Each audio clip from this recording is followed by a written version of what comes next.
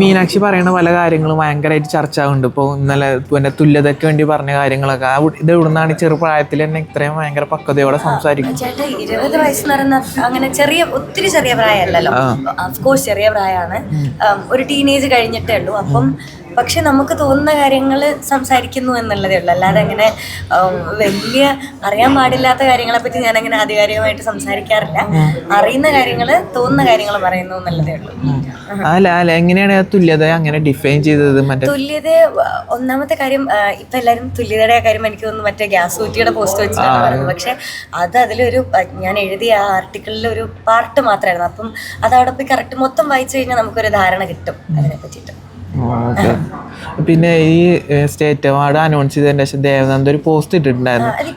എനിക്ക് അതിനെപ്പറ്റി വളരെ നിങ്ങളെപ്പോലെ തന്നെ ഒരു ബേസിക് ആയിട്ടുള്ള അറിവേ ഉള്ളൂ. അതുകൊണ്ട് എനിക്ക് ഓരോരുത്തരുടെ അഭിപ്രായമല്ലേ, അപ്പൊ നമുക്കങ്ങനെ എനിക്കങ്ങനെ പേഴ്സണലി ഒന്നും പറയാനില്ല. അതേപോലെ എന്റെ അഭിപ്രായം ഞാൻ ഓൾറെഡി ഒന്ന് പറഞ്ഞിരുന്നു. ഇപ്പം അവാർഡിന്റെ ബേസിലായാലും പേഴ്സണലി എനിക്ക് അതിനെപ്പറ്റി പുറത്തുനിന്ന് കാണുന്നുള്ള ഒരാളെന്നുള്ള അറിവേ ഉള്ളൂ. കൂടുതൽ പഠിച്ചിട്ട് ഞാൻ പറയാം. അല്ല, ഈ FB പോസ്റ്റ് ഇടുമ്പോൾ വീണ്ടും ചർച്ച ആവുമ്പോ പിന്നെ അത് അധികം വേണ്ട എന്ന് തോന്നാറുണ്ടോ?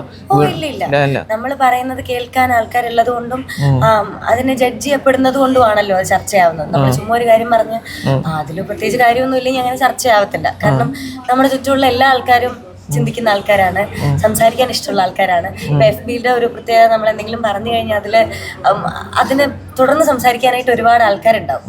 അപ്പൊ അങ്ങനെയുള്ള ചർച്ചകൾ നല്ലതല്ലേ, നല്ല നല്ല ചർച്ചകളല്ലേ നടക്കുന്നത്, മോശപ്പെട്ടൊന്നും അല്ലല്ലോ. അപ്പൊ അതുകൊണ്ട് സന്തോഷമുള്ളൂ. അല്ല, ക്രിറ്റിസിസം വരാറുണ്ട് ഡയറക്റ്റ് ആയിട്ട്? ക്രിറ്റിസിസം നല്ലതാണ്. എന്നെ സംബന്ധിച്ചിടത്തോളം എന്റെ എഴുത്തുകളുടെ താഴെ വരുന്ന ക്രിറ്റിസിസം വളരെ നല്ലതാണ്. അത് ഇപ്പം ഒന്നില്ലെങ്കിൽ ആ അഭിപ്രായത്തോട് യോജിക്കാത്ത ആൾക്കാരാണെങ്കിൽ നമ്മൾ അതും ചിന്തിക്കണല്ലോ. അപ്പം അത് നന്നായിട്ടാണ് തോന്നാറ്. Okay, thank you.